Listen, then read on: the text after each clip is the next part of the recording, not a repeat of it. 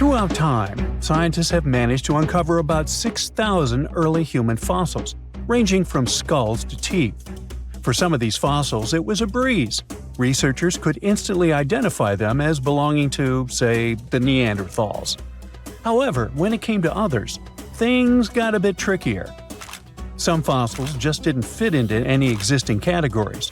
So, what categories of prehistoric humans do we actually know about? Well, up until recently, we recognized 8 different species of early humans. One of these is Homo habilis, which means handyman. You'll recall that Homo is Latin for human. They resembled regular primates, but were pivotal in our evolution. They were the first to create stone tools, which significantly aided their daily activities, such as butchering. Next up, we have Homo rudolfensis. These guys were larger than Homo habilis and boasted bigger brains, but they were still quite distant from modern humans. For example, even though the neurological structure of their brains was becoming more complex, they were probably not capable of using any form of actual spoken language. Then came Homo erectus, the first to walk upright, followed by Homo antecessor, which is considered the last common ancestor of modern humans and Neanderthals, along with a host of other Homo species. Meanwhile, we're still piecing together the story of the enigmatic Denisevans. Our knowledge of Homo naledi is pretty limited too, since it was only discovered in 2013, and it is species number 8. Interestingly, Naledi means star in the Sotho language because they were found in a cave called Rising Star. Scientists were taken aback by them. Everything suggested they were around 2 million years old. But after closer examination and some tests, it turns out that the Naledi species is much younger, between 236 and 335,000 years old. Their hands were adapted to making tools, yet no tools have been found nearby. Long story short, they're a puzzling species, and there's still so much more to learn about them. So even though today we have only one human species on our planet, Homo sapiens, we continue to discover ancient species that are long gone. Now you might wonder why researchers study these extinct species. The truth is, they need this knowledge to piece together the intricate narrative of our prehistoric past. In 2024, a significant discovery emerged, the 9th human species, named Homo giluensis, which translates to large-headed. Researchers suggest that this species hunted wild horses, crafted stone tools, and processed animal hides to survive harsh winters. A researcher from the University of Hawaii noted that the discovery of this potential new species came about while his team was developing a novel method for classifying fossil evidence. Interestingly, one potential representative of Homo giluensis isn't entirely new to science. The Denisevans, first identified in 2010 through DNA analysis of a finger bone found in Siberia, have yet to be classified as a distinct species. Some scientists propose that they may actually belong to this newly identified group. These big-headed individuals could help shed light on the long-standing mysteries surrounding these hominin fossils, which have puzzled researchers due to their mixed characteristics of Homo erectus and Homo sapiens. You see, sometimes it's tough to call a spade when you don't even know what a spade looks like. You get the idea? Many unsolved mysteries linger, simply because scientists haven't had this crucial, big-headed piece of the puzzle. So theoretically, we modern humans could also be considered a bit of Homo giluensis. You don't believe me? Well, watch this. We need to consider 2 key facts for this equation. First, there are the Denisevans, a group we might refer to as Homo giluensis from a scientific perspective. Yeah, this is just a theory proposed by some researchers, but let's roll with it for now and pretend it's a fact. Second, it's important to know that the Denisevans interbred with the ancestors of modern-day Melanesians. These folks inhabit areas ranging from New Guinea to the Fiji Islands and carry between 4 and 6% Denisevan DNA. Now, you might not personally have those genes, unless you've been tested, of course, but the key takeaway here is that there are modern humans today who share genetic links with the Denisevans, or Homo giluensis, or big heads if you prefer. Now, that all sounds pretty plausible, Let's unpack step by step how it happened. Researchers have uncovered this type of ancient human, known as the Denisevans, based on skeletal remains found in Siberia. These ancient humans coexisted and interbred with modern humans, adding yet another layer to our understanding of human evolution. Named after the Siberian caves where their fossils were discovered, the Denisevans are believed to have roamed widely across Eurasia.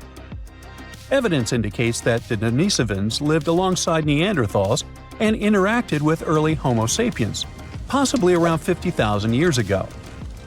A team of scientists successfully sequenced a complete genome from these ancient hominins using nuclear DNA extracted from a finger bone. This discovery reveals that at least 4 distinct human groups existed during the time when anatomically modern humans began migrating out of Africa. Alongside modern humans and Neanderthals, we now have to consider the Denisevans and another small human species from Indonesia, often referred to as the Hobbit, when discussing our evolutionary history. One intriguing question that arises is why Denisevan genes are predominantly found in modern Melanesians, yet absent from other Eurasian populations. Remember that 4 to 6%? One hypothesis suggests that interactions between the Denisevans and early modern humans were limited and brief, especially as humans migrated throughout Southeast Asia into Melanesia. Scientists speculate that only a small number of the Denisevans may have interbred with a larger group of modern humans. This could explain how the Denisevan genes made their way into the gene pool despite the likelihood of infrequent encounters. Anyway, the more scientists dig into our past, the more fascinating things they uncover about our ancestors. Take Neanderthals, for example. Did you know these guys were responsible for creating the very first piece of art ever? I had no idea. But a 2018 study of ancient cave art in Spain revealed what are now considered the oldest known artistic creations. We used to think Neanderthals lacked the cognitive skills needed for art, but it turns out they were actual art pioneers. Not only did they create art, but they also seem to have invented hashtags thousands of years before Chris Messina did it in 2007. Right, I'm kidding, but you'll soon get why I mention hashtags. The artworks found in several caves in Spain include simple hand stencils, a ladder-like drawing, and various other markings. Until recently, these prehistoric pieces were believed to have been made by early humans. But new testing methods suggest they're much older than we thought. Above all, the earliest recognized Neanderthal artwork, which looks like a hashtag, was discovered in Gibraltar back in 2014. To determine the age of these artworks, scientists employed advanced dating techniques using eHarmony and Match.com. Oops, wait a minute, wrong dating techniques. They actually used uranium and thorium radioisotopes instead of the traditional carbon dating. Once the necessary tests were completed, they confirmed the art was approximately 65,000 years old, 15,000 years older than the previously oldest known art from Indonesia. At that time, the only species around were Neanderthals, so it's safe to say they were behind these creations. Modern humans didn't arrive in Spain until about 20,000 years later. Hey, it was a long commute. That rules them out as the hashtag creators. The hand stencil was likely created intentionally, with the artist preparing the pigment and applying it over their hand. Plus, the caves also contain a collection of painted seashells that are an astonishing 115,000 years old. Some of these shells have been drilled, suggesting they might have been used as jewelry. Some specialists argue that the fact Neanderthals created art hints that they might have also had some form of spoken language. So maybe it's time we fully embrace Neanderthals as part of our lineage. They're humans too, just a different branch of our family tree. While these findings are intriguing, some experts remain skeptical about the new dating methods, claiming they're not entirely convinced. Hey, what do you think? Share your thoughts in the comments. You know, artificial intelligence is so advanced now that it can assist doctors with diagnoses, translate text from any language in real time, and create art. but it still works using the same kind of computer parts made from silicon that have been around since the 1950s. Some scientists and companies decided it's time to step forward and build computers out of living things instead. Ouch! This new field is called biocomputing, and it uses things like tiny clusters of lab-grown cells called organoids to create new kinds of computers. One company in Switzerland called Final Spark has created a special computer platform using human brain organoids to help process information. You can rent this platform online for $500 a month if you're a scientist and want to do some research. The main goal of the company that made the computer is to create AI that uses 100,000 times less energy than the powerful artificial intelligence systems we have today. Each brain organoid the computer uses is very small, only 0.5 millimeter wide, and there are 4 of them in each processing unit. These organoids are connected to 8 tiny wires, called electrodes, that can send signals to the neurons inside the organoids. These electrodes also connect the organoids to regular computer systems. The neurons in the organoids are given a small amount of dopamine, a chemical that makes us feel good, to encourage them to learn. So it's just like what your brain does when you learn something new. Thanks to electrical signals and dopamine rewards, the neurons in the organoids can form new connections, again, much like how your brain works, and mine too, sometimes. If this process works well, these organoids could one day act like the processors in today's computers, except they would do the same kinds of jobs in a much more energy-efficient way. If you want to check out how it all works yourself, the tiny brain-like organoids are being live-streamed 24/7 so anyone can watch what they're doing. The big task for researchers is to figure out how to make the neurons in these organoids do what we want them to do. Scientists from 34 universities have asked to use Final Spark's biocomputers, and the company has already allowed scientists from 9 schools to start working with them. Each team is studying something different about biocomputing. For example, the team at the University of Michigan is exploring how to use electrical and chemical signals to control the organoids, which could help create a special language just for these biocomputers. Scientists at Lancaster University in Leipzig, Germany, are trying to figure out how to make the organoids work with different types of AI learning models. Organoid computers aren't as powerful as the regular silicon ones we use today. There isn't a standard technology to manufacture these tiny brain-like organoids yet. Also, since they're made of living cells, they don't live forever. Right now, Final Spark's organoids last about 100 days, which is a big improvement from the first experiments. They used to only live for a few hours. But the process of creating organoids has become much smoother. The lab currently has between 2,000 and 3,000 organoids. Now, Final Spark isn't the only company trying to find new alternatives to the usual silicon chips. The scientist in Spain studies another kind of biocomputing called cellular computing. It involves using specially modified living cells to create systems that can remember things, make decisions, and work like basic computers do today.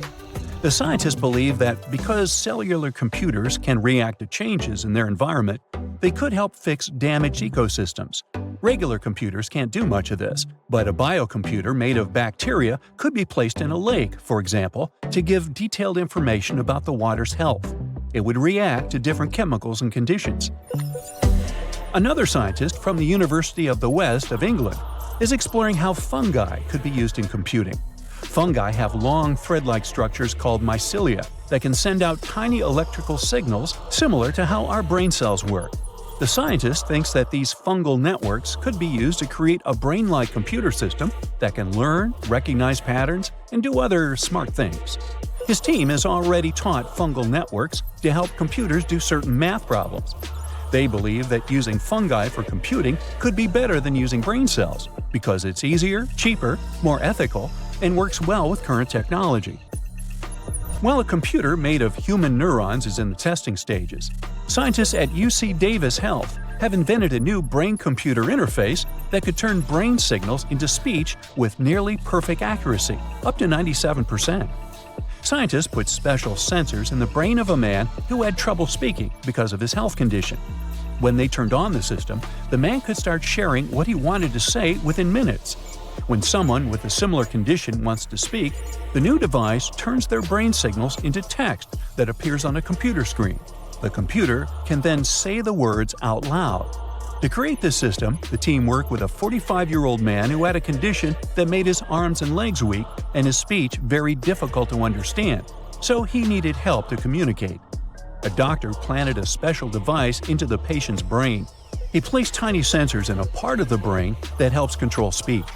These sensors were designed to pick up signals from 256 spots in the brain. The device detects when the brain is trying to move muscles to talk. It listens to the brain's signals and turns them into sounds like syllables, which then form the words the person is trying to say. This invention is just one example of the latest trend for computers to be part of the clothes we wear and even part of our bodies. We're making new prosthetic limbs that can do more than just help people grab things. They can also send a message back to the brain, telling them that something has been touched. This changes how we think about being human because it means that even a metal limb can connect to our brain like a real part of us. According to experts, computers of the future will mix together living things, physical objects, and digital technology. Things like 3D printing, biotechnology, robots that help people move, smart devices that connect everything, self-driving cars, and different types of artificial intelligence will be even more widespread than they are now. Things are changing really fast, so it's hard to make predictions about the computer industry even as close as 2030. But experts agree that quantum computing, which brings the science of physics into computers, will be super important. Computers could become so tiny, they're going to be the size of an atom.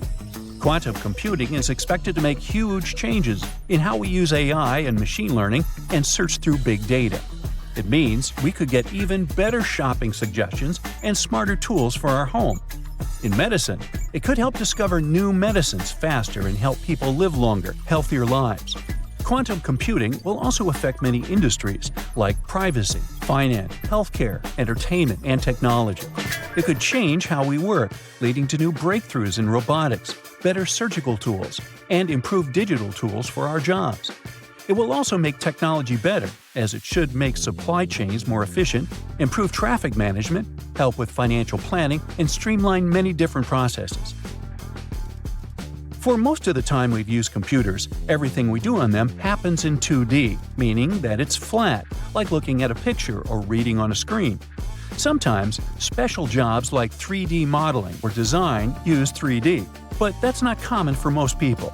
But now, we're starting to move from doing things in 2D to exploring 3D virtual worlds, where things look and feel more like they do in real life. VR gadgets are still pretty expensive and not available to everyone, but big companies are working on extended reality headsets, and this tech will likely become more and more widespread. You're way more Neanderthal than you think, at least when it comes to your DNA. These ancient hominids were shorter and stockier than humans today. They made stone tools, used fire, wore clothing, and had some rituals of their own. The official theory says that they went extinct 40,000 years ago, but a new study says Neanderthals probably never really disappeared completely, but could have mixed with modern humans. It looks like every modern human has about 3% of the Neanderthal genome in their DNA. If it's accurate, it means Neanderthals were more connected with our ancestors than we previously thought, and shared a long history of living together. Neanderthals were very close relatives of modern humans, but our families separated about 500,000 years ago. More than 10 years ago, scientists discovered that Neanderthals had families with the early humans who traveled out of Africa. Because of this, people living outside of Africa today have about 1 to 2% of Neanderthal DNA in their genes. We now have only 3 really good examples of complete genetic code from these ancient hominids. The first one comes from bones found in a cave in Croatia that are 50,000 to 65,000 years old. 2 more examples, which are about 80,000 and 50,000 years old, were found in caves in Eurasia. Scientists still aren't sure as much about how modern human DNA got into the Neanderthal genetic alphabet, because they don't have enough material to study. But they did compare the existing DNA of 3 Neanderthals with the DNA of 2,000 modern humans. They found that the Neanderthal DNA might be made up to 3.7% of modern human genetic code. It means that in the ancient Neanderthal population, about 1 in 30 parents were modern humans. The scientists found that modern human DNA got mixed into the Neanderthal genetic alphabet during at least 2 periods when humans and Neanderthals were interbreeding. This happened once about 200,000 to 250,000 years ago, and again about 100,000 to 120,000 years ago. There might have been other times they mixed, but we can't see those in the DNA we have now. Another recent study, which hasn't been fully checked by other scientists yet, says that most of the Neanderthal DNA in modern humans came from one big period of mixing, about 47,000 years ago, that lasted for almost 7,000 years. Scientists found skulls that are about 100,000 years old in 2 caves in the Middle East. These skulls look like they belonged to early modern humans, but have some features like bigger eyebrows that might show they had Neanderthal DNA. This could be because of gene flow from Neanderthals, and it fits in the mixing time frame. The study also looked at the genetic differences in the 3 Neanderthal genomes and found out that Neanderthals had an even smaller population than scientists thought before. It could be another proof that Neanderthals didn't just go extinct, but became part of the modern human gene pool. Many groups of modern humans left Africa and mixed with Neanderthals so much that Neanderthals couldn't stay separate. In the future, scientists want to study how modern human DNA affected Neanderthals. This could help us understand if this mixing had good or bad effects on Neanderthals. Neanderthals aren't our only relatives from the past. There used to be at least 9 species of humans on our planet. One of them, Homo habilis, earned the nickname handyman because stone tools were found with its remains. It lived in eastern and southern Africa. This early human had a slightly larger brain than its older relatives and an ape-like face. Homo habilis was about 4 feet tall and ate a variety of foods. For a long time, scientists thought Homo habilis was the oldest member of our human family. But new dating methods have shown that Homo erectus, another ancient human, might be older and not related to Homo habilis. Homo naledi is a more mysterious member of our human family, discovered in a South African cave in 2013. It's the only region of the world where their remains were found. They walked on 2 feet, but were also good at climbing trees. They were small, about 4 feet 9 inches tall, weighed around 88 pounds, and had small brains. We don't know much about how they lived since we haven't found stone tools or other cultural evidence. But some scientists think they might have buried their deceased and made cave art. In 2010, scientists found some fossils in a cave in Siberia, but they weren't sure what species they belonged to. These fossils are from a group called the Denisevans, who lived between 194,000 and 51,000 years ago. We don't know much about them because we only have a few fossils, but DNA analysis has shown that Denisevans were closely related to Neanderthals and modern humans. They even had families with early humans, especially in Southeast Asia. There aren't enough fossils to give Denisevans their own species name, but their genes are found in modern humans, which means they might be part of our own species. As scientists study more about Denisevans and fossils in Southeast Asia, we might understand better how different species fit into the Homo family tree. In 2003, they found fossils of a very small human-like species in a cave on the island of Flores in Indonesia. These tiny people lived between 100,000 and 50,000 years ago. They were only about 3 feet 6 inches tall. Scientists think they might have come from another species, Homo erectus, and became smaller over time because they lived on an island with limited food. Because of their small size, they're often nicknamed hobbits.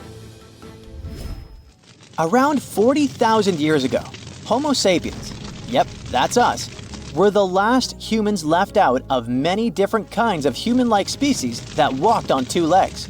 So, the logical question is, what happened to the others? And what did we have to do with their disappearance? Some scientists think we survived because our offspring lived longer, or because we were better at handling changes in the weather. Others think we might have competed with other human species, or maybe mixed with them and shared genes. About 300,000 years ago, the first Homo sapiens lived in Africa. They didn't look exactly like us, but they were more similar to us than other early humans. They had tall, round skulls with almost straight foreheads. Unlike Neanderthals, they didn't have thick brows or jutting jaws like Homo naledi. They also had chins, which no other early humans had, though we still don't know why. Homo sapiens lived in bigger groups and had more genetic diversity compared to other early humans. This helped us in many ways, not just in staying healthy. Having big social networks across different places was like having a safety net. If we ran out of food or water, we could go to other groups we were connected to, and they would help us because we weren't strangers, we were family. These big networks also helped these early humans share new ideas and inventions. A big simulation showed that later species of humans could live in many different environments because of these wide networks and the ability to adapt. We know that Neanderthals were really smart, but Homo sapiens might have been just a little bit smarter. Small inventions like weaving and sewing needles could have given Homo sapiens an edge. Scientists have found evidence of weaving from 35,000 years ago and sewing needles from 30,000 years ago. Weaving lets you make things like baskets and nets to catch food. Sewing needles help you make better clothes and tents, which keep you and your youngsters warm and safe, which is very important for survival. Admit it, whenever you think about Neanderthals, you picture these large, human-like creatures wandering around, bumping their heads, afraid of fire, and making weird noises. That's really far from the truth. There's actually more Neanderthal DNA in your genome than you know. It's estimated that up to 4% of the DNA of some modern humans can be traced back to Neanderthals. If you have no idea who these people were, let me get you up to speed. The Neanderthal was a species of early humans that lived in Europe and Western Asia as early as 200,000 years ago. As for their appearance, they looked sort of like us, but they were physically stronger. Their skeleton was also more durable and able to cope with the harsh environment. 200,000 years ago, people didn't live in houses or apartment complexes. So, their bodies needed to be able to survive in the wild. What's even more surprising is that their brain was larger than ours. But did that make them smarter? To answer that question, let's look at how these people lived back then. Neanderthals were hunter-gatherers, meaning they had to hunt and search for food. Back in their prime years, farming wasn't a la mode yet. They were skilled at making tools and objects to protect themselves with, like spears and stone knives. They used these things to hunt animals, yes, but also to make clothing. And speaking of garments, a new study showed that Neanderthals might have been more fashionable than we'd previously suspected. These recent findings show that they may have been skilled in using plants to create yarn. This is based on the discovery of pieces of fabric from over 50,000 years ago in parts of Europe, where Neanderthals used to live. This is really important because it's rare for archaeologists to find perishable artifacts, such as plant products. Most of the things we find these days from previous eras are pottery and pieces of rocks and bones because they can better resist the test of time. Researchers used a special microscope to examine a cord fragment made of twisted fibers, which may have been used for a tool or net. Since it looks like they were able to twist plant fibers into making a cord, Neanderthals had probably been much smarter than we thought. It shows that they had great observational skills and were great at picking out which sort of plant was better to use. They also used fires to keep warm and cook food. It looks like Neanderthals were able to make use of flames that popped out spontaneously, but were not able to create them consistently. Scientists have looked at some Neanderthal sites and found large amounts of ash. That means they had to constantly maintain a fire because they were unable to start it again if it went out. Other specialists believe Neanderthals did use fire, but they did not necessarily need it due to their physical abilities, which allowed them to handle cold temperatures better than modern humans. So, what did Neanderthals eat? scientists have been able to get a glimpse into their menu. But that's only because these ancient creatures had this nasty habit. They didn't brush their teeth. If you don't brush your teeth regularly, a film called dental plaque will form on the surface of your pearly whites. Over time, this plaque will harden and turn into tartar or dental calculus, which is a combination of minerals, microbes, and leftover pieces of food. Scientists can use bits of the material trapped in dental calculus on fossils to study what our distant cousins ate and what their lifestyles were like. They can also examine ancient DNA to determine the species of microbes present in the mouth of a Neanderthal. Turns out that those living in Belgium ate mostly meat, including woolly rhinoceros and wild sheep, according to the DNA found in their teeth. On the other hand, the Neanderthals found in the El Citron cave in Spain had a more plant-based diet, including mushrooms, pine nuts, moss, and tree bark. Other Neanderthals from different locations also showed consistent evidence of eating plants. One of the Spanish Neanderthals even had dental problems, and the researchers found evidence of medicinal plants in his teeth. He may have been trying to treat his pain. Another study performed at the University of York found that Neanderthals had some sort of prehistoric healthcare system. It worked regardless of how bad the injury or illness was. The research suggests that this care was provided out of real concern rather than self-interest. This challenges the stereotypical image of Neanderthals as brutes and selfish creatures compared to modern humans. The study found that many Neanderthals had severe injuries requiring ongoing care, such as massage, fever management, and hygiene. One individual, who was around 25 to 40 years old at the time of his passing, had a degenerative disease that likely severely limited his ability to contribute to the group. Despite this, he was carefully buried, which shows that he remained an important part of the group, despite not being able to contribute much to the daily workload. In case you're wondering, Neanderthals aren't technically our direct ancestors. They're sort of a distant relative, if you'd like, because some of them lived at the same time as modern humans. We coexisted for thousands of years, with Neanderthals living in Europe and Western Asia, and modern humans spreading out of Africa around 50,000 years ago. There is evidence that the two species interacted and even interbred. That's why some humans today have Neanderthal DNA in their genetic makeup. However, the precise nature of their relationship is still debated among scientists. Despite their physical advantages, Neanderthals eventually went extinct. Some people think Neanderthals as a species were not successful because they disappeared a long time ago, but they actually did very well.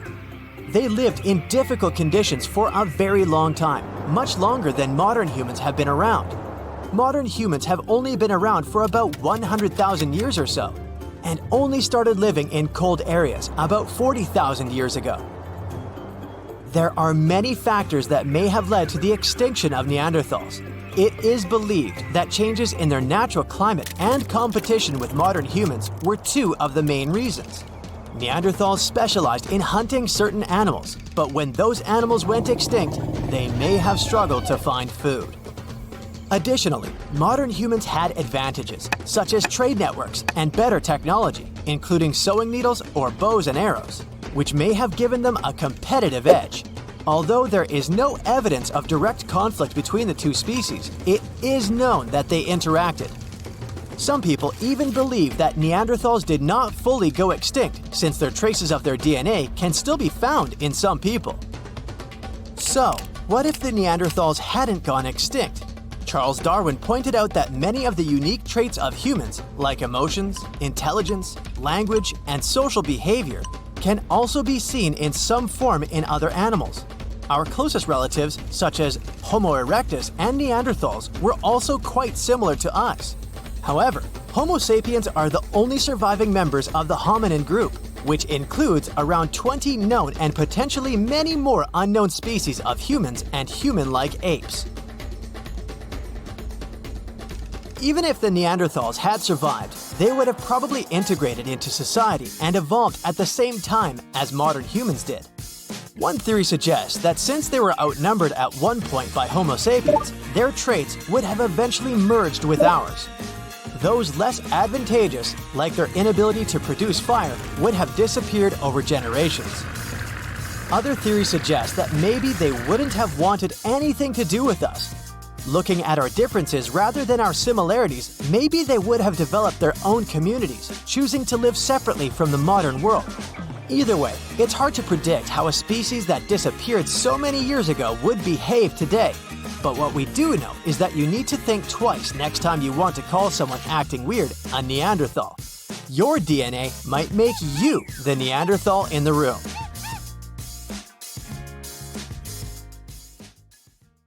Remember the Neanderthals? Our superstar humanoid cousins of the Pleistocene era in all their wide-nosed and slope-foreheaded glory? They roamed through Europe and Asia for over 350,000 years before they vanished. This was around the same time our ancestors, the Homo sapiens, decided to take a vacation from Africa and explore the world.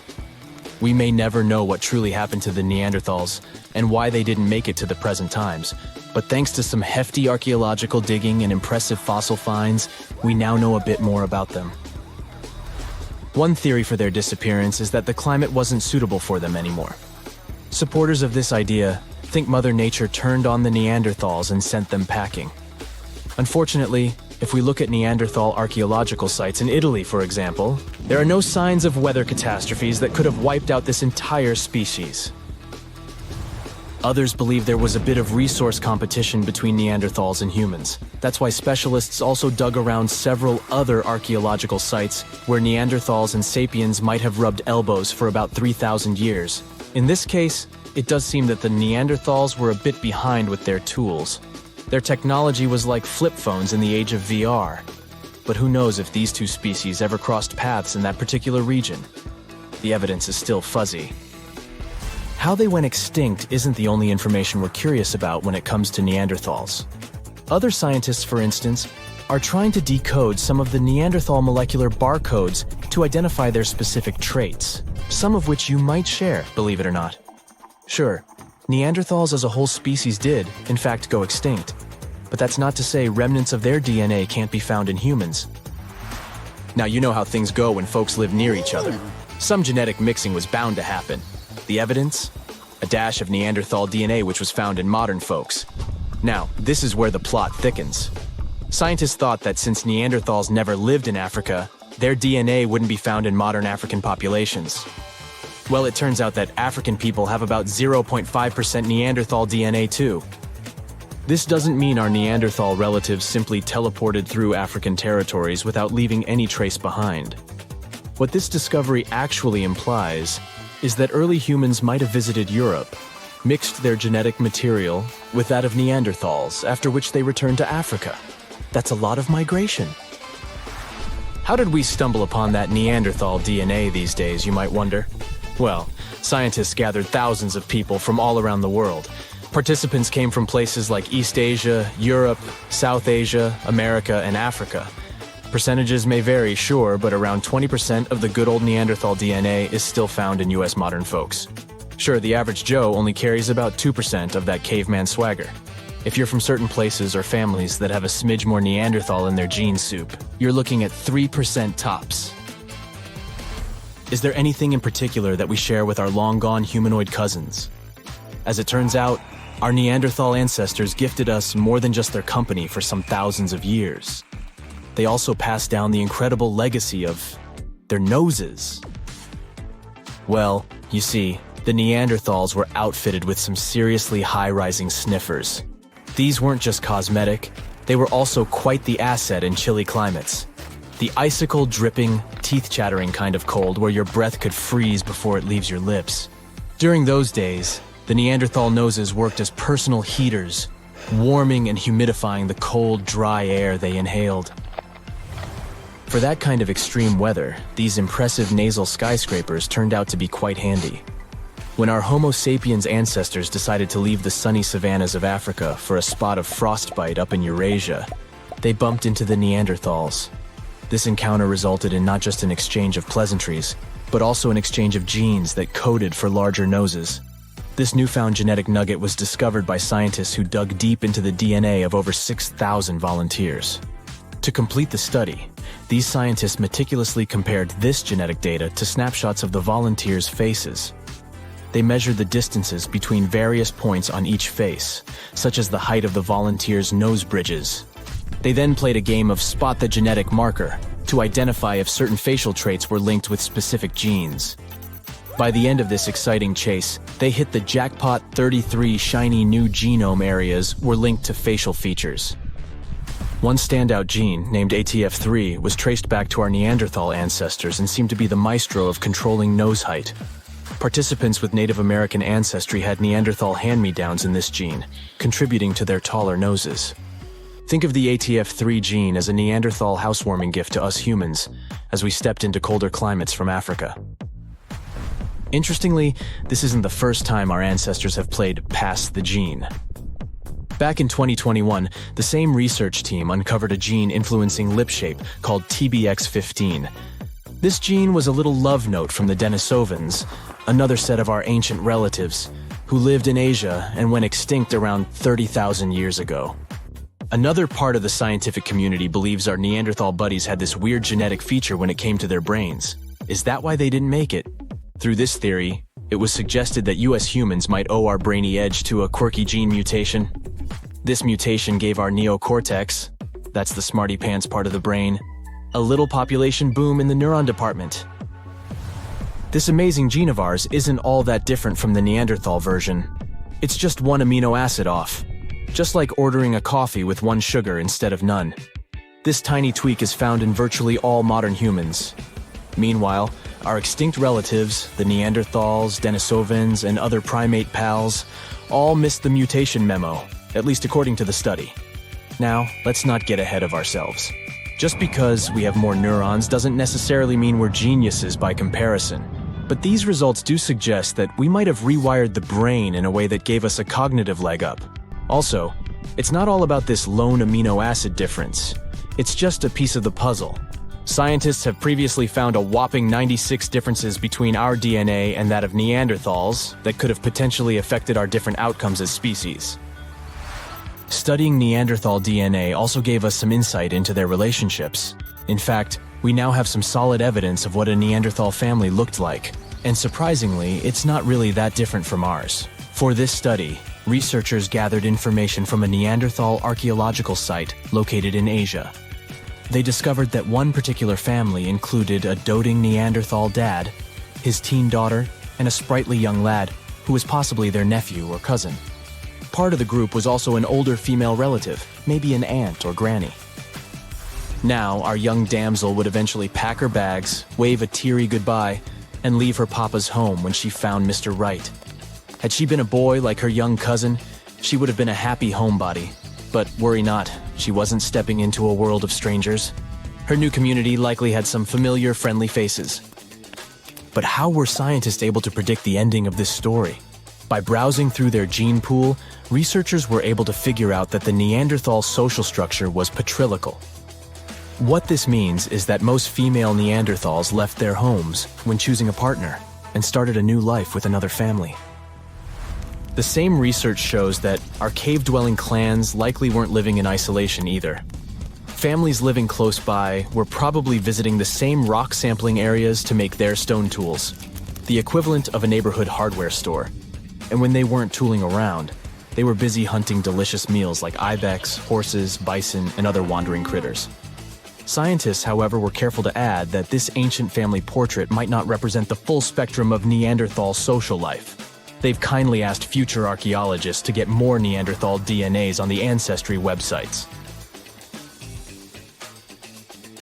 One iced frappuccino for me, please, and with a double shot. Now, I suspect this is something you'd never hear if you traveled 100,000 years ago to check out on your super great-great-great-grandparents. First off, you wouldn't hear anything resembling human speech for a simple reason. The early humans developed a capacity for language about 50,000 years ago. So, to talk to your ancestors, you'd need to use some of the oldest forms of human communication, including talking or making sounds, drawing or painting, dancing, acting, and using symbols. For example, if you made some weird noises like grunts or guttural sounds, It would mean you're trying to communicate with your peeps or warn them about something.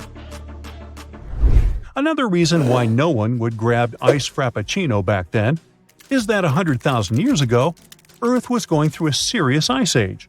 Who wants an icy, refreshing drink in the middle of winter? It wasn't quite a full-blown glacial period, but it was definitely way colder than it is now. The sea levels were low and there were glaciers everywhere, which made it super tough for our early human ancestors to get around. Some even kicked the bucket while trying to migrate to other areas, especially up in Northern America and Europe. Back in the day, when humans were still figuring out this whole survival thing, they chowed down on some pretty, fancy stuff. We're talking tartar steak, sashimi, you name it. Okay, I'm exaggerating a bit. It wasn't an iconic fresh dish, but raw meat.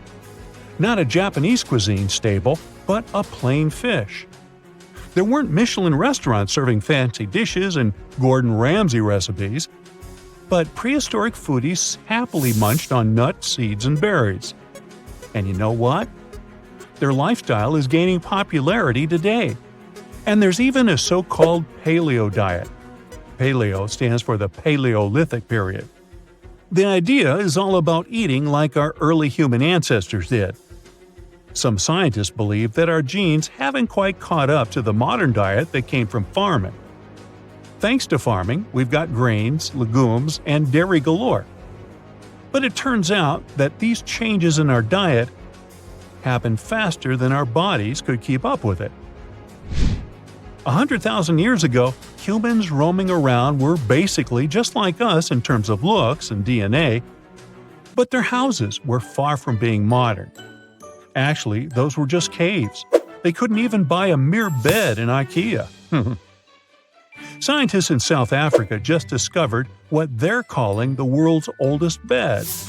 And no, it's not a fancy mattress with adjustable firmness settings. It's actually made of grass. Archaeologists stumbled upon mats of grass and sedge that were stacked half an inch thick on the floor of a rock shelter. And get this, the bedding is 77,000 years old. That's like 40,000 years older than the previous record holder. The mats were covered with leaves from a tree called the river wild quince, which repels pesky insects. These prehistoric folks were basically having a bed and breakfast situation going on in their cave. But let's be real, living in a cave is pretty gross. Insects, rot, and lice are just a few of the issues. But instead of bouncing to a new spot when things got nasty, these people burned their bedding and made new ones. Yeah, seems like 100,000 years ago, life on Earth was totally wild. Sure, microbes and amphibians were chillin' for billions of years before that, but things were way different back then. So, during a prehistoric trip, you could have bumped into one of the biggest mammoths ever. Yup, the Columbian mammoth was a beast. Standing at 13 feet tall and weighing over 10 tons, it had curved tusks that were even longer than its body, somewhere over 16 feet. These weren't like those woolly mammoths you see in movies with their thick brown fur. The Columbian mammoths didn't need that kind of coat, because they didn't live in the icy regions of Europe and North America. But don't let their lack of fur trick you. These creatures were massive and could have been a real threat to humans who lived near them, even though they were plant eaters. Another beast you'd stay away from is Toxodon. This land animal had some seriously cool curved teeth that gave it its name. It looked like a rhino, but with some similarities to rodents, too.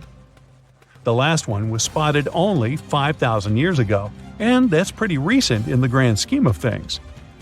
Charles Darwin even used the Toxodon as an example to explain evolution and anatomical differences. Some people think it might have been semi-aquatic, but its grass-eating habits suggest otherwise. Not only was the Earth full of cool animals, but it also had a diverse human population. There were all sorts of new species popping up left and right, and they were on the move, looking for a better place to call home than Africa's dry and dusty areas. One of those species was Homo floresiensis, aka the hobbits. These little guys were only about 3 feet tall and hunted for their food using stone tools. They were totally unknown until recently, when scientists found their remains in caves all over the world. Homo erectus were the first humans who actually looked like us. They were total trendsetters, standing upright and all. They were the first to explore outside of Africa and check out other continents. These guys were pretty smart too, making cool tools and even cooking their own food. But unfortunately, they got a little too comfortable and lazy. They didn't keep up with the changing climate and eventually went extinct. It's a shame, really, because while other humans were hustling to improve their tools and survive, Homo erectus just couldn't keep up with the times. Lesson learned: don't be afraid to get out of your comfort zone. Homo sapien Neanderthals were basically our ancient cousins who lived in Europe and Asia. They were pretty smart and used fancy stone tools to hunt and survive. But let's not get too carried away with their intelligence, okay? The media likes to hype them up as geniuses, but there's not a ton of evidence to back that up. Modern people are the only non-extinct human species. You and I are part of the Homo sapiens sapiens subgroup that roamed the Earth 100,000 years ago, too. We were so smart that we even migrated out of Africa to Europe and Asia. Our intelligence was apparent from the very beginning. By the way, the era we're traveling in was called the Stone Age, as back then people learned how to tame stones. That was a tremendously large era that started over 2 million years ago, and it only finished in 3300 BCE. Let's dive into Blombos Cave. It's a super cool spot located in the Blombos Private Nature Reserve on the southern Cape Coast of South Africa. The cave may be small, only around 430 square feet, but it's got a big history.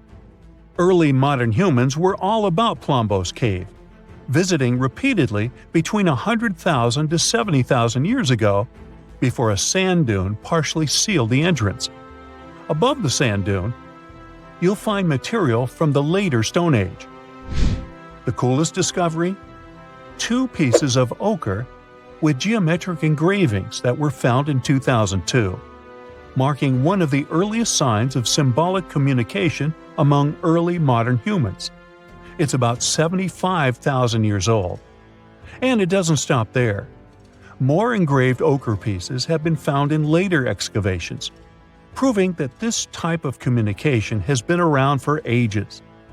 Plus, they found red lines of ochre drawn on a rock that dates back to 73,000 years ago, showing that painting was also happening back then. Also, in 2008, they discovered a 100,000-year-old ochre processing workshop with a couple of toolkits at Blombos Cave.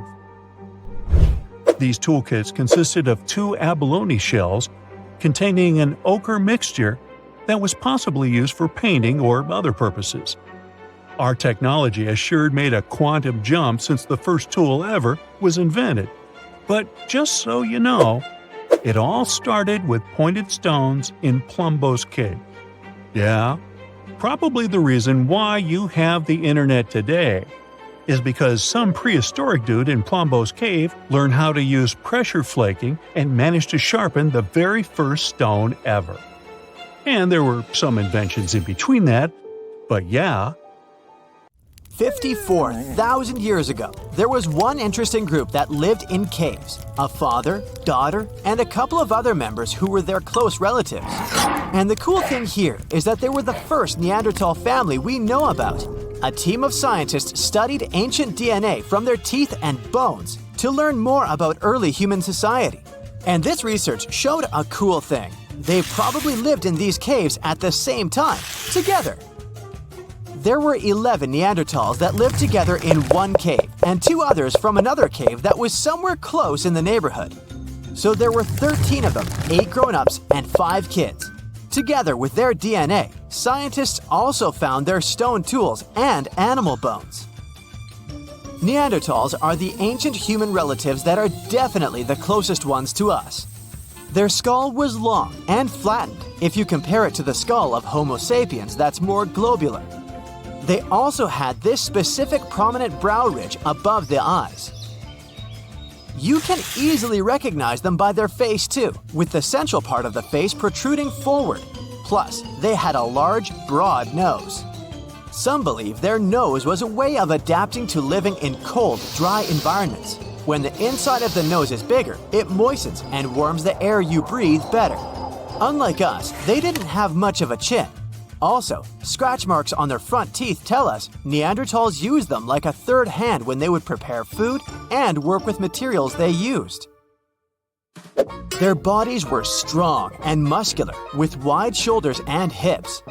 Their average height was 5 to 5.7 feet, with a weight of 140 to 180 pounds. Their stocky appearance with short lower arm and lower leg bones minimized their skin surface, better protecting them from the cold. Their lifespan was about 30 years, even though some of them lived longer than that. Neanderthals would dwell in regions that are now Europe and Asia for over 350,000 years. They disappeared somewhere around 40,000 years ago. That's about the time we could find traces of Homo sapiens in Europe. Their families were close-knit groups of 10 to 20. That's a lot less than the population of any ancient or modern human community. It's more like the size of groups of endangered species that are close to going extinct. These Neanderthals lived in their caves with small communities, but they didn't live isolated from the rest of their kind. They relied on each other for survival. They took care of one another, especially those who couldn't care for themselves. Also, their caves aren't as primitive as we might imagine. For example, they had a hole close to hearths and they would probably use it to heat water. Also, they would organize their space. They had sleeping areas, parts of the cave where they could leave trash, and areas where they could make stone tools and prepare their food. They would travel through the river valleys to catch their prey, such as bison, ibex, horses, and other animals. They were skilled in planning their strategies. Some studies showed they were aware of reindeer migration patterns, so they would plan their actions according to their predictions of where their prey could move. One of the biggest animals they would go after was the woolly mammoth. You know them, a relative of modern elephants covered in fur with a weight of up to 12,000 pounds that went extinct a long time ago. And studies showed woolly mammoths and Neanderthals shared some genetic traits. It's not that surprising when you think about it. Both species developed from African ancestors before they managed to adapt to the cold, harsh climates of Eurasia during the Ice Age. So they faced similar conditions and both went extinct at about the same time. Neanderthals also used stone to make tools, similar to ones other early humans used, such as scrapers and blades made from stone flakes. These tools scientists found in both of the caves they studied are created using the same raw materials. That means the communities probably hung out and interacted with each other in some way. Until the 20th century, many thought that Neanderthals were very different from modern humans, considering their genetics, physical appearance, and behavior. But more recent discoveries about this well-preserved Eurasian fossil population have shown that some of the people in it were the same as people alive today. Neanderthals lived before and during the last ice age, in some of the harshest places that humans have ever lived. Besides their tools and catching animals, they also gathered plants from around their area. They would also eat cooked vegetables relatively often. Their ability to stay alive for tens of thousands of years during the last ice age is a good example of how humans can adapt to almost any situation. Neanderthals made the earliest cave art that we know about. Scientists explored 3 Spanish caves where they lived, and all of them had black and red paintings of dots, animals, and geometric symbols. together with handprints, hand stencils, and engravings. These paintings were made more than 60,000 years ago. Since Homo sapiens came to Europe 20,000 years after that, we can assume Neanderthals were the only human species on the continent at the time, so they must have been the ones who created this art. Also, these caves were 435 miles apart, so it wasn't like only some of the Neanderthals knew about it. Paintings were obviously their long-lived tradition. They were also big fans of fashion. They made their own jewelry, some of it out of eagle talons. The oldest examples we could find are nearly 130,000 years old. They also most likely used pigment to camouflage or decorate their bodies. Also, Homo sapiens weren't the only species that used fires. Researchers looked at more than 140 fireplace sites across Europe and realized Neanderthals used fire there for a long time too. These signs included charcoal, burned bones, and heated stone artifacts. Neanderthals used fire for cooking food and making tools. They would stick wooden shafts into pieces of stone with pitch, which would be like natural glue. Since burning the bark of birch trees is the only way to make this sticky liquid, the Neanderthals must have been able to control fire. Most people imagine Neanderthals probably grunted, but that's not true in reality. They didn't quite sound like us either. Their big chest, posture, and the shape of their throats probably resulted in a voice that was louder and higher pitched than the average human's voice. They probably didn't have sophisticated vocabularies as we do, but they could use complex speech because they had the hyoid bone. It's this little thing we have in our neck too, the one that supports the root of our tongue. It's the same feature that allows us to vocalize as we do. They were more similar to us than we might expect. Some believe Neanderthals even built boats so they could sail across the Mediterranean. And it's not like Neanderthals lived somewhere, went extinct, and then modern humans showed up. It seems these groups did meet around 100,000 years ago in the Arabian Peninsula or in the Middle East. That's when the first groups of modern humans were moving from Africa. Scientists analyzed the DNA of one of the Neanderthal women that lived more than 50,000 years ago, and it includes genetics from modern humans too. Some traits we have, like skin and hair color, mood, and sleeping patterns, are connected to the amount of sunlight we get. Neanderthals lived in Europe and Asia for a long time before modern humans arrived there, so they were used to less sunlight compared to the ones who came from Africa. Neanderthals had different traits because of their exposure to less sunlight, and these traits were passed on to their offspring when they had children with modern humans. In other words, some of the traits that modern humans have today are influenced by Neanderthal genes. For example, people who are night owls often have Neanderthal genes. Also, around 1% of Neanderthals had light skin, red hair, and perhaps even freckles. What makes a giant, well, a giant? You know, big, enormous, you get it. Tough questions. It depends on who you ask. The ancient Greeks had cyclops, while ogres were spread out through all sorts of European folklore tales. The tallest person ever recorded was named Robert Pershing Wadlow, and he lived in the first half of the 20th century. He stood at an incredible 8 feet 11 inches tall, but had many medical issues throughout his life. Sadly, he only lived to celebrate his 22nd birthday. That's because Robert wasn't just tall. He had a condition affecting his human growth hormone, which didn't particularly make his life comfortable. Robert even had to wear leg braces in his adult years. During that same time, incredible discoveries were reported in North America. Some people claim to have uncovered weird-looking skeletons, much larger than previously associated with human beings. It immediately raised the question, did giants really used to roam our planet? Our story begins with the idea of a mound builder race.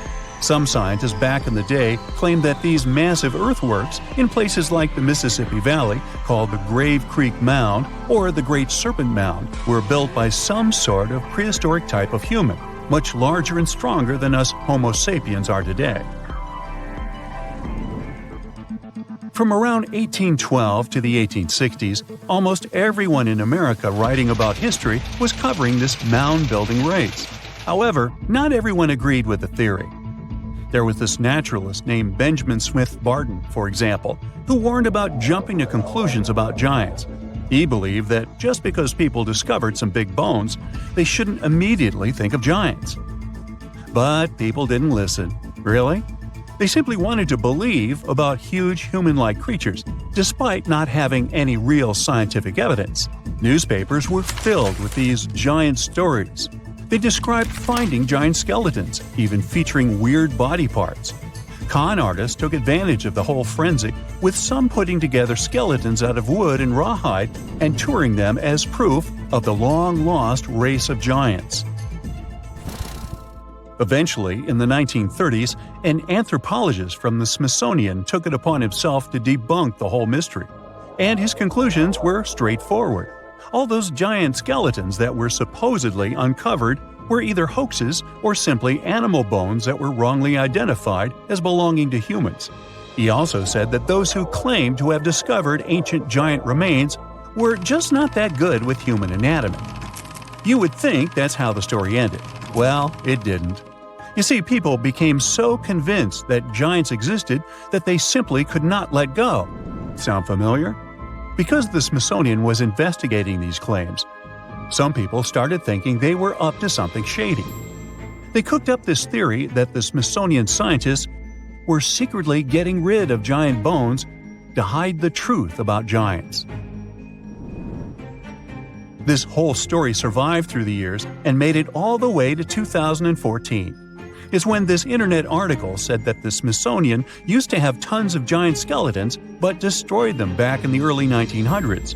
And the drama continued. A famed publication even looked into the past of some of those Smithsonian scholars to try and pick apart their credibility. So the institute had to do some damage control. They've since added new people on the team whose job is to figure out if those bones were correctly collected and studied. Now, it wasn't just North Americans that claimed to have stumbled upon giants. The French had their own discoveries too. Their story takes us back to 1890, when an anthropologist was digging around a Bronze Age site in Castelnau, France. What he found were 3 bone pieces that looked like they came from a giant human. The findings included a massive thigh bone, a shin bone, and a regular upper arm bone known as a humerus. Now, if we put all these bones together and calculate the proportions, they lead us to this towering figure, somewhere between 10 and 11 feet tall. However, in 2022, contemporary scientists took another look at those bones. They concluded they most likely belonged to a cave bear, not a human. It wasn't that unusual for people back in the day to confuse giant animal bones with those of humans. Now, the truth is, our ancestors were in fact taller than we are today, despite them not being technically giants.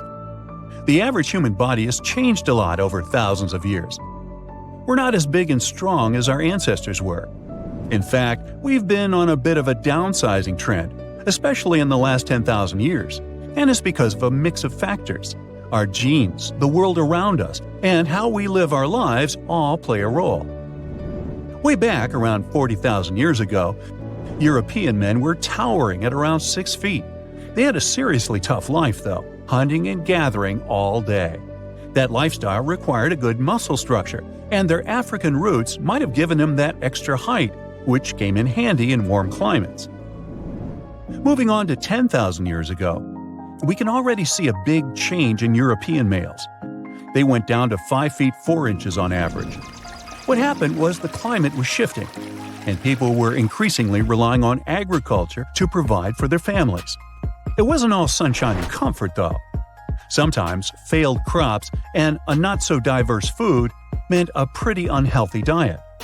Plus, being around farm animals more and more introduced some new medical issues to the mix. We're now around 600 years ago when the shortness continued. And yes, we can still blame it on poor diet and health. However, there seems to be a change in recent years. Today, European males are reaching an average of 5 feet 9 inches, And sure, the fact that we're eating more veggies and getting regular checkups at the doctor did help a lot. But it's also because of industrialization and living in cities. This has brought people from different backgrounds together, which is a good thing. It decreases the chances of human passing on genes that could cause problems. So it's a combination of better living and genetics that's making us taller. We shouldn't give up on ancient giants quite yet, though. You see, experts believe they recently discovered the remains of such a person who supposedly lived in ancient Egypt. Sometimes people can actually grow to large sizes due to a condition called gigantism, the same that made Robert Pershing Wadlow grow to such an impressive height.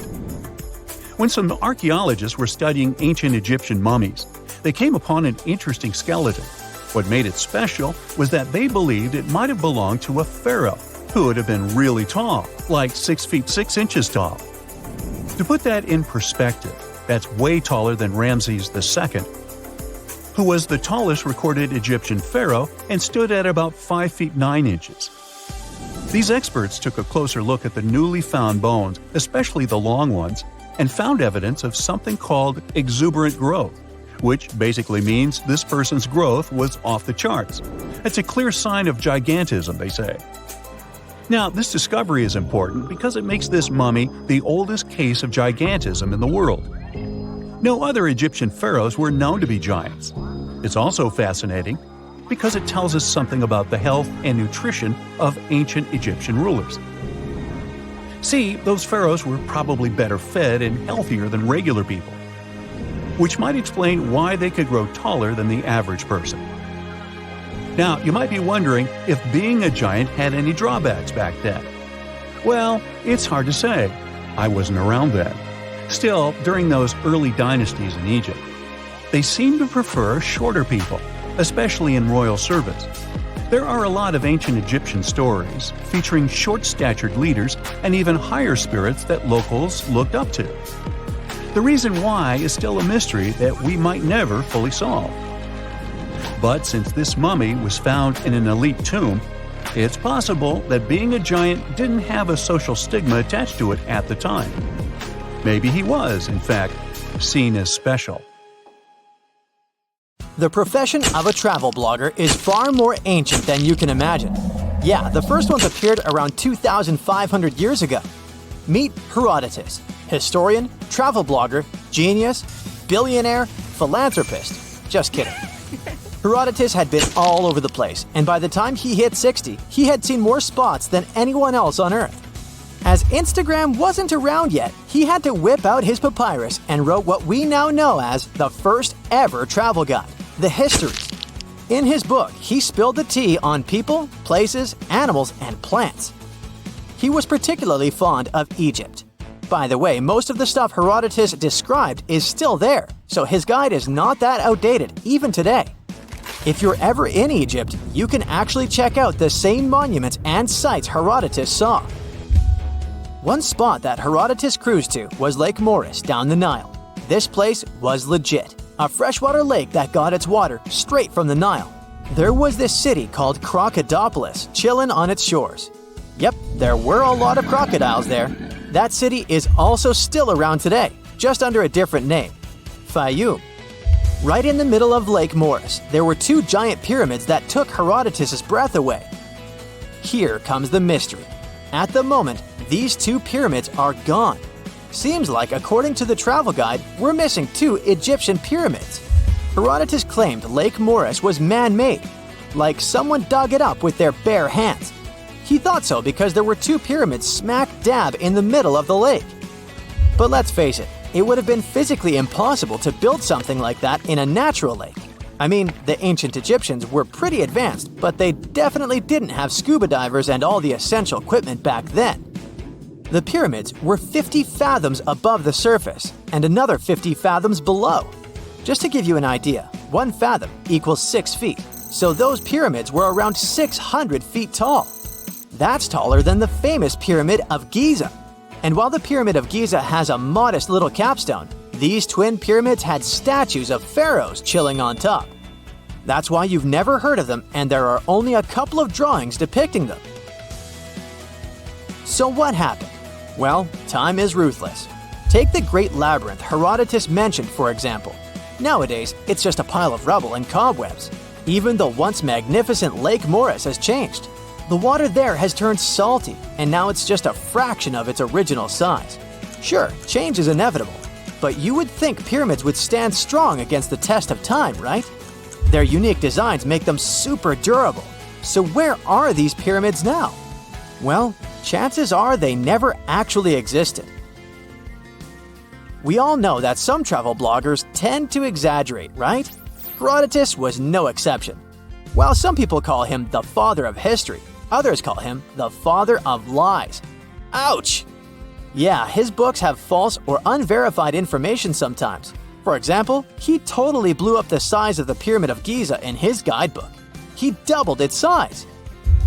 But hey, cut the guy some slack. In the pre-Google era when our travel blogger lived, fact-checking was pretty complicated, especially for Herodotus, who couldn't even read those funky Egyptian hieroglyphics. He had to rely on the locals for info.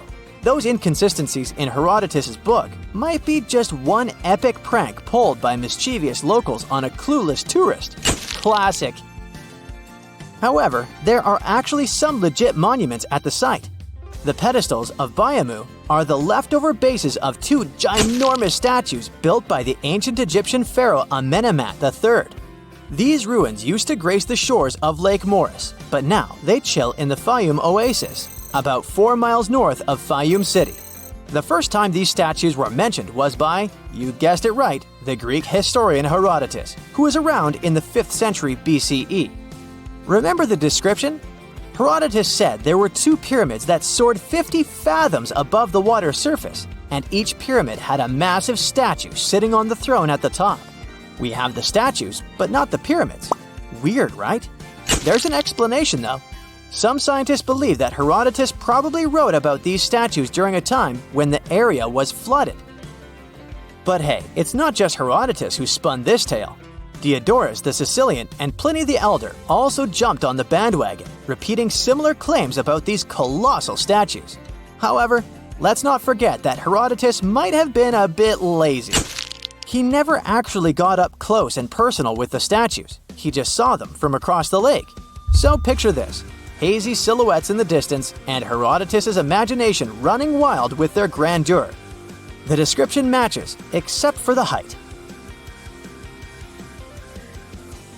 While Lake Moeris pyramids seem to be a myth debunked, there's another mystery waiting to be unveiled. Some time ago, archaeology researcher Angela Mickle dropped a crazy discovery. She claimed to have found not one, but two lost pyramid sites in Egypt. The craziest part is that she didn't even have to leave her couch to find them. She basically found those pyramids online. After spending 10 years studying Google Earth, Angela managed to pinpoint these two areas along the Nile Basin. They're about 90 miles apart, and both have some funky shaped mounds. The first one is chilling by the Nile in Upper Egypt, just 12 miles away from Abu Sidoum. The second one, 90 miles north, has a 140 feet wide four-sided shape. The second site even has a massive triangular plateau that's a staggering 620 feet wide. Angela wrote on Google Earth Anomalies back in 2012, saying that the mound looked super flat on top and had a crazy symmetrical triangular shape that had been worn away over time. And the second site? It got this square center that's totally out of the ordinary for a mound this size. It almost looks like a pyramid when you see it from above. But not everyone is convinced. Some Egyptologists say these mounds are just geological features called buttes. Apparently, they're pretty common in the local Fayum Desert. These buttes form when sediment piles up and there's a stubborn layer that doesn't want to erode. So when the surrounding sediment washes away, that tough layer stays put and makes the hill all flat. Still, this one's just a theory as of now. By the way, Egyptian archaeologists just made one more incredible discovery. This time, it's not a theory, but an actual site. In January 2023, they found a complete residential city from the Roman era right in the heart of Luxor, a southern city in Egypt. This ancient city, dating back 1,800 years to the 2nd and 3rd centuries, is actually the oldest and most important city ever found on the eastern bank of Luxor. The archaeologists uncovered a bunch of awesome stuff during their excavations. They found several residential buildings, 2 pigeon towers that were used to house pigeons or doves, and even some metal workshops. Inside those workshops, they stumbled upon a treasure trove of pots, tools, and Roman coins made of bronze and copper. It's like a real-life time capsule. This kind of find is pretty rare in Egypt. Usually, they come across temples and tombs during excavations, especially on Luxor's west bank, where the famous Valley of the Queens and Valley of the Kings are located. But this time, it's all about this amazing residential city. And get this, back in April 2021, they announced the discovery of a lost golden city on Luxor's west bank that's 3,000 years old. The archaeological team called it the largest ancient city ever found in Egypt. It's like they're uncovering hidden treasures left and right. In a frosty Canadian park, hidden deep beneath layers of thick ice, scientists discovered a bizarre skeleton they named the Frozen Dragon. The skeleton had been in the frozen ice for millions of years. It took experts decades to work out the species of this strange fossil. It was identified as a new genus of pterosaur. Pterosaurs were massive flying reptiles with wingspans of over 16 feet. Their heads were 3.5 times the size of their bodies. Pterosaurs lived 76 million years ago when they soared above the dinosaurs. Scientists described them as the biggest, meanest, and most bizarre animals that ever flew. The new genus has been named Cryodragon boreas, which translates to Frozen Dragon of the North Winds. In 2013, a young mountaineer was climbing one of the tallest mountains in Western Europe, Mont Blanc. He noticed a strange metal box poking out of the snow. The mountaineer pried the box open and found that it was filled with precious rubies, emeralds, and sapphires. The climber immediately handed the box to the authorities. It was discovered that the box likely belonged to a passenger on one of 2 flights from India that crashed into the mountain over 50 years ago. The box was valued to be worth over $200,000, and authorities are still searching for the heir to the small box of treasures.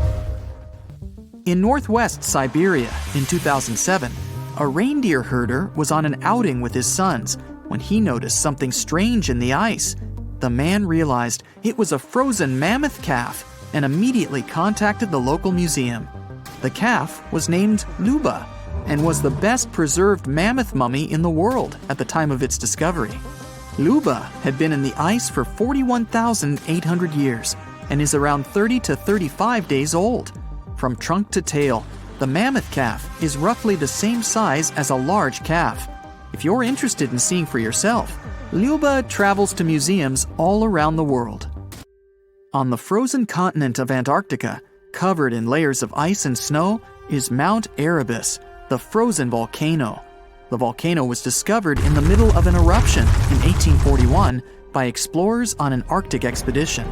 The volcano is over 12,000 feet tall and has been active for the last 1.3 million years.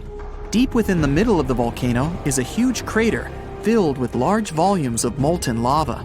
The volcano has occasional explosions, which means it's classified as being in continuing eruption. However, these eruptions are nothing to worry about because they're generally rather small. Back in 1991, 2 hikers were traveling across the Italian Alps when they stumbled across a body that they presumed to belong to a recently lost hiker.